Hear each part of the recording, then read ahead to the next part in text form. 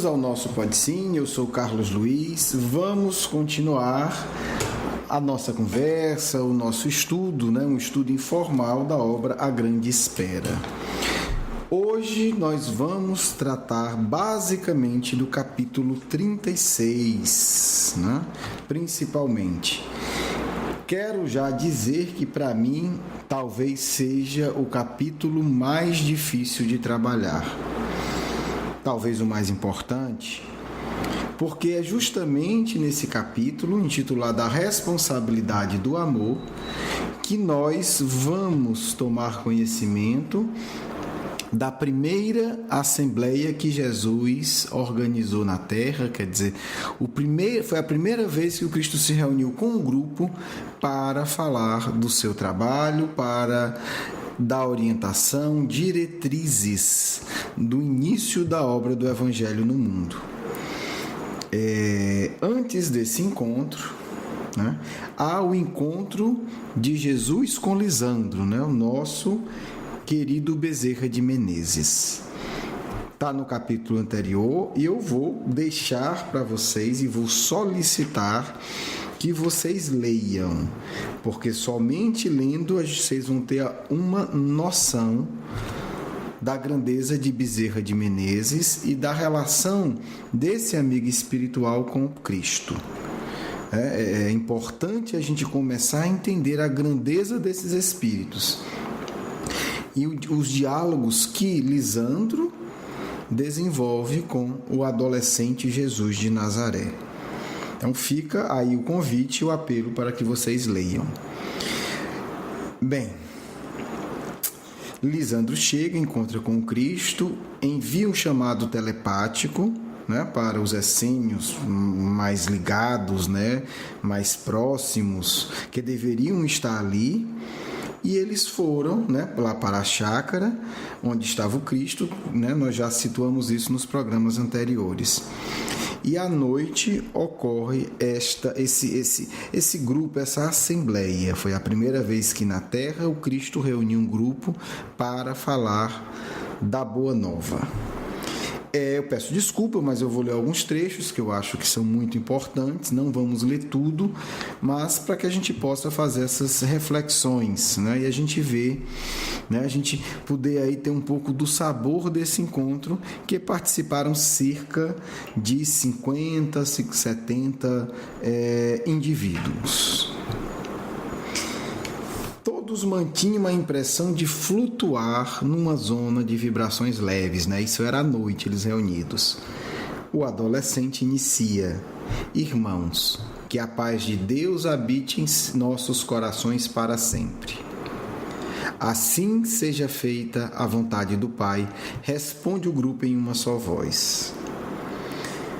O desejo de todos os corações aqui presentes, diz o adolescente de Jesus de Nazaré, situa-se na direção do bem comum, no anseio da liberdade espiritual.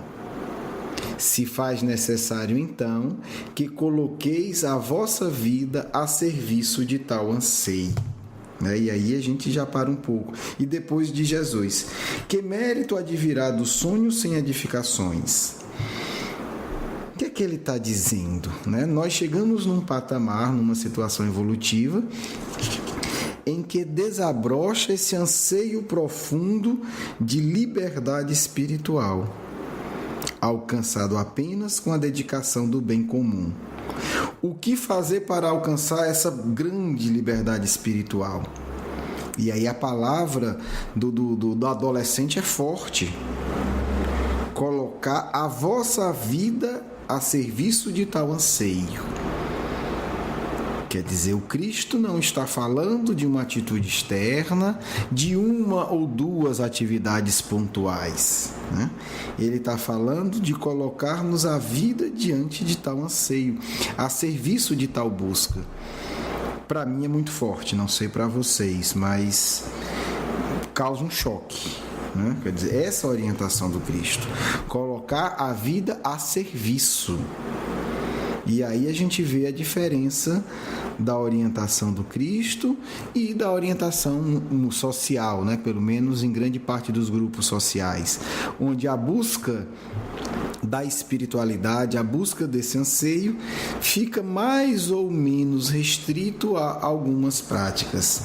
Talvez alguém diga, então vamos morrer de fome? Não, porque os essênios não morreram de fome, tá certo? Daqui a pouco a gente vai tentar encontrar aqui esse caminho. Continua Jesus de Nazaré. O Eurípides Marcos, que escreve o livro, não dá a data exata, mas a gente vai inferir aqui que é alguma coisa, e no momento ele fala, entre 14 e 16 anos, alguma coisa do tipo, que era mais ou menos a idade do Marcos também. Continua Jesus adolescente. Irmãos, o vosso ideal é belo pelos princípios, mas deveis iluminá-lo ainda mais pelo constante dar-se aos semelhantes. Olha que ele está falando para os essênios, que tem aquela vida que a gente já descreveu, uma vida absolutamente equilibrada e abnegada. Continua o adolescente. Já pensastes no tempo precioso que gastais no levantamento de vossas próprias casas, esquecidos nesse intervalo de que há muitos pobrezinhos a morrer na estrada? É isso, porque os essênios eles investiam uma dedicação, porque a casa tinha um padrão e etc. Vede bem, a miséria não espera por ninguém. E ao ler isso, eu não pude não lembrar, da frase de Eurípides, em Sacramento, que dizia algo parecido, quando alguém vinha buscar remédio, a pessoa chegava, o remédio estava pronto, ele dizia, meu amigo, vá que a doença não espera. Será que Eurípides já lembrava desse encontro? É possível que sim. Continua o adolescente.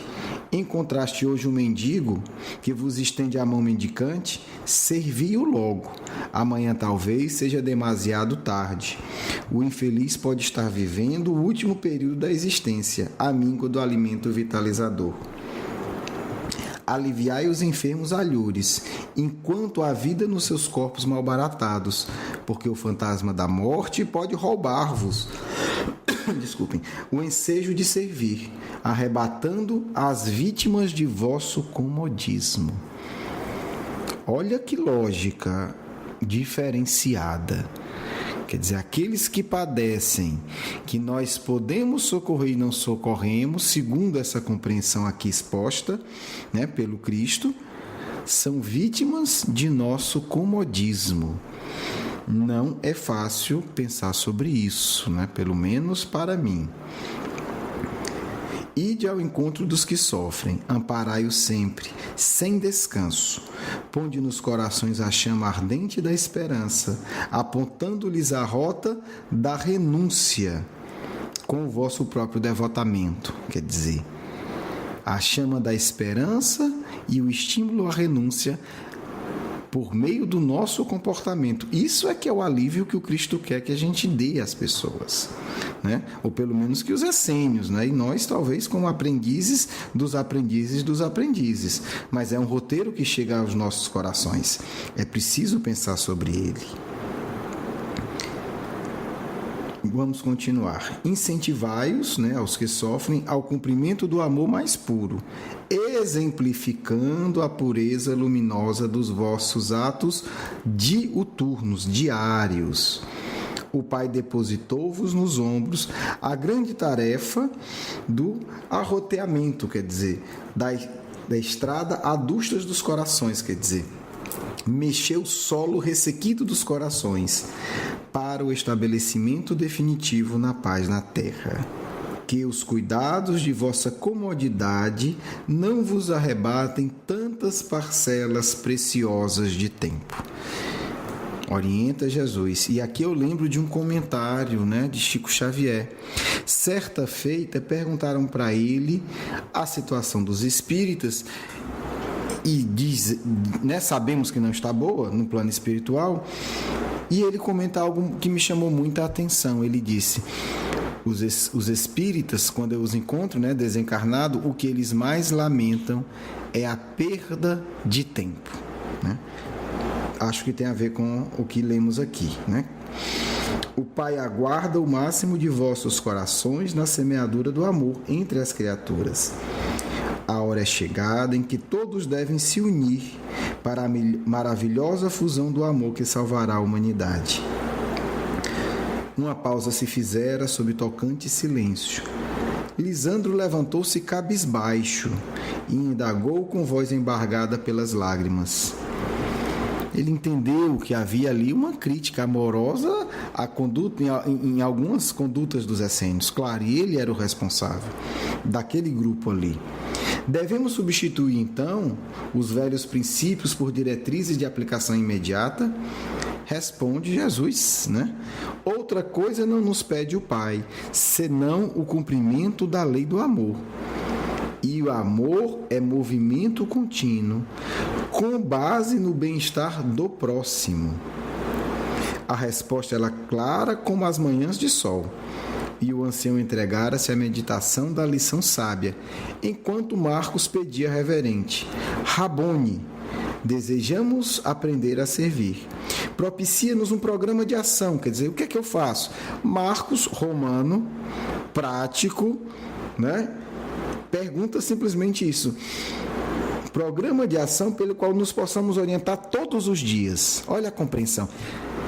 Todos os dias. Não se trata, evolução não é conquistada com atividades pontuais. Isso não existe.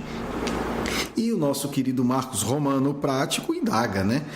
Um programa, o que é que a gente faz todo dia? O adolescente atendeu solícito, né? O adolescente é o Cristo, né? Os planos da divina escola do amor fundamentam-se no desejo bom e permanente de atender-se às necessidades dos semelhantes como se fossem as nossas próprias necessidades. Quer dizer, atender a necessidade do outro, ter tanto atenção para a necessidade do outro, quanto nós temos para as nossas. Surgem, portanto, com as circunstâncias. Aqui é o enfermo a reclamar-nos devotamento e assistência. Ali é o faminto a solicitar-nos auxílio. Acolá é o caído, que roga simpatia e compreensão. É o que Marcos já vinha fazendo, né? Pelo que a gente viu. Nosso programa baseia-se nas necessidades do próximo, efetivando-se na razão direta das circunstâncias de tempo. Aproveitemos, pois, a oportunidade do hoje, porque o amanhã apresentará invariavelmente ensejos novos de serviço e ninguém pode garantir o exato cumprimento de obrigações acumuladas. Quer dizer, o que é, né, no meu limitado a entender, o que é que o Cristo está dizendo aqui para Eurípides?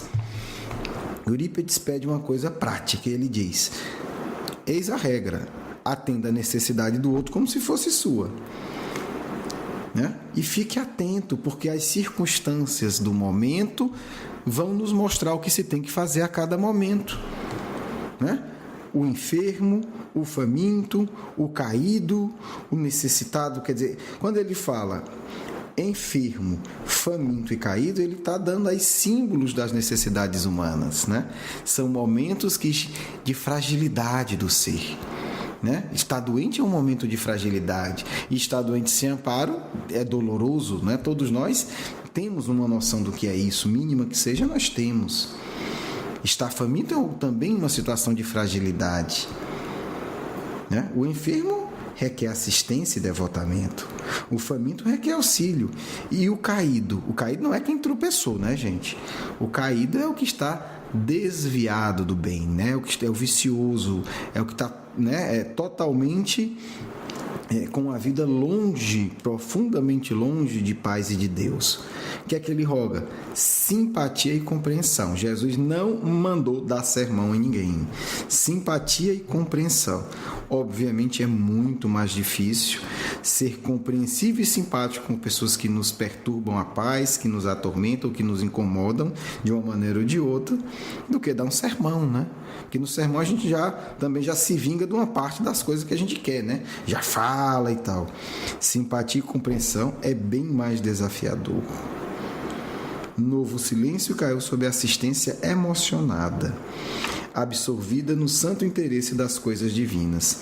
Quem sabe, né, meu intervalo aqui para comentários fora do texto, quem sabe quando a gente desencarnar, se a gente não tem um méritozinho, ou pede aí a misericórdia dos amigos e assiste essa assembleia, né? Quem sabe? Bem, e aí o adolescente irá falar outra coisa, né? Vários outros pontos. E aí vai comentar algo que me chamou muita atenção, né? Ele vai falar da necessidade da divulgação do amor e vai fazer o seguinte comentário, né?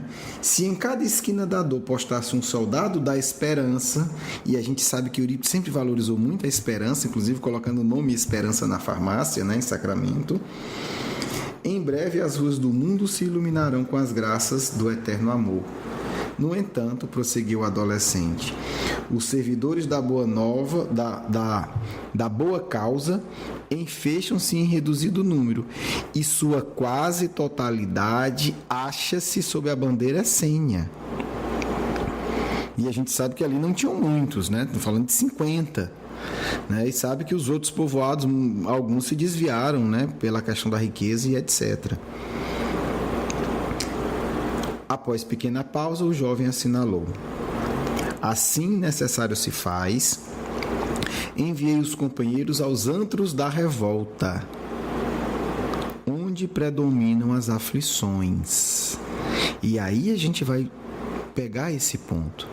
É muito mais difícil lidar com a revolta, porque pra gente, pelo menos pra mim, é muito mais fácil lidar com o necessitado humilde. Não exige tanto. A gente está dando, ele está recebendo com gratidão, que bom.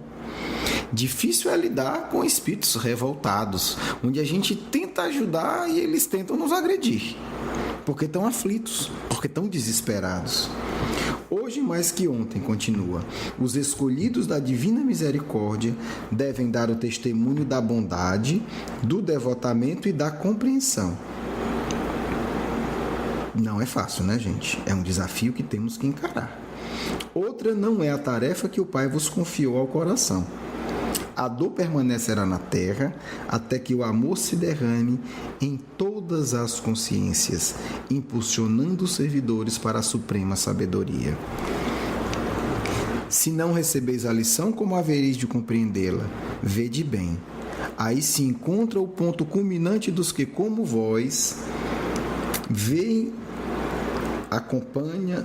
acompanhando a marcha evolutiva do orbe desde a primeira hora. Olha aí.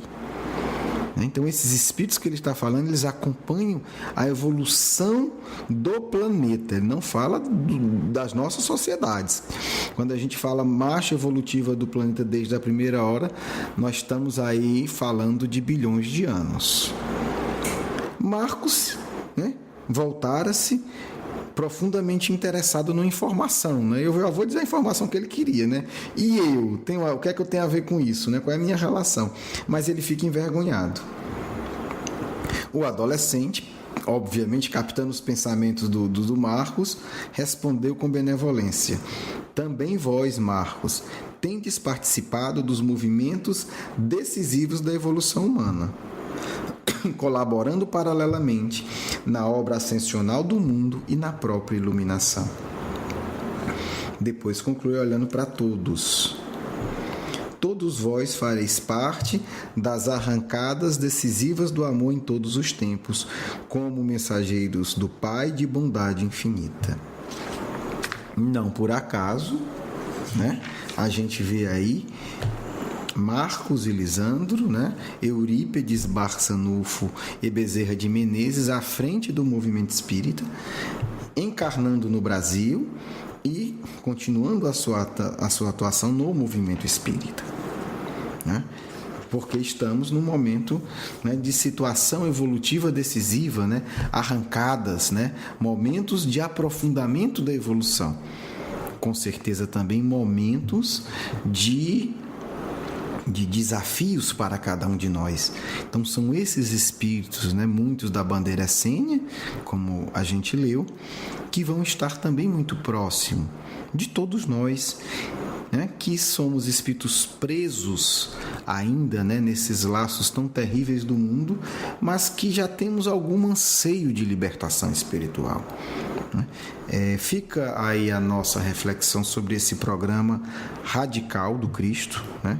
Sobre esse programa que é um programa de doação de vida, é um programa de aprofundamento do amadurecimento emocional, pois não existe compreensão sem um profundo amadurecimento emocional, não existe compreensão verdadeira, capacidade de lidar com a revolta, sem um autoconhecimento profundo, sem o auto-perdão. E a gente vê essa característica do Cristo que fascina, porque de um lado ele fala, não podemos nos acomodar, mas não nos enganemos, o Cristo não era um apressado, né? Que não fazia as coisas sem planejamento. E aí a gente vê essa fusão perfeita, ação diária, ação continuada, atendimento sempre, mas uma profunda paz no coração. Então, o que tem que ser vencido é o comodismo. E aí fica a nossa reflexão, né? Que para mim é uma reflexão muito forte. Estamos nos acomodando? Eu estou me acomodando? Em que medida eu pelo menos caminho em direção ao programa verdadeiro do Cristo? Devotamento, compreensão, renúncia, simpatia e fraternidades verdadeiras, atendimento aos enfermos, aos famintos e aos caídos. Até que ponto eu estou me preparando para um dia atuar lidando com o que ele chama dos antros da revolta? Bem, por isso eu avisei que o texto não era fácil, né? E continua sem ser fácil, mas é uma luz que às vezes dói em nossos olhos. Essa é a sensação que eu tenho. É uma luz tão forte que assusta, que espanta, mas que, se quisermos, nos guiará para Deus, nosso Pai Criador do Universo. Bem, vamos abrir o nosso Evangelho ao acaso para concluirmos com a nossa mensagem final. A mensagem que caiu foi o duelo do capítulo 12, amai os vossos inimigos. Eu vou ler novamente, eu vou ler apenas um trecho, mas salvo engano eu acho que já caiu de novo, né? Caiu sim a mensagem do Francisco Xavier, né? Não é o Chico Xavier, viu? É o Francisco Xavier, um santo católico, né? Um grande pregador do Evangelho que viajou para vários países do mundo em sua época. A mensagem foi dada em Bordeaux em 1861. Vamos lá, né? E tem tudo a ver porque como seremos tudo isso se o nosso orgulho for excessivo? Que opinião terão de mim? Dizei-vos frequentemente, se eu recuso a reparação que me é pedida, ou se não peço àquele que me ofendeu. Os loucos como vós, os homens atrasados vos censurarão, mas aqueles que estão esclarecidos pelo facho do progresso intelectual e moral dirão que agiste de acordo com a verdadeira sabedoria. Refleti um pouco. Por uma palavra frequentemente dita ao ar, ou muito inofensiva da parte de um de vossos irmãos, vosso orgulho se acha ferido. Respondei-lhe de maneira áspera, e daí uma provocação. Antes de se chegar ao momento decisivo, perguntai-vos se agis como cristão.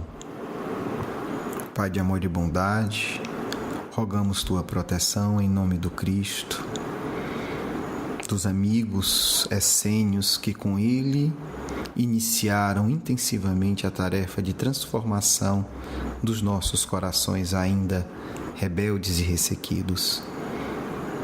Que em teu nome, que em nome do amor possamos receber a mensagem de conclusão de nossas reflexões de hoje. Que assim seja.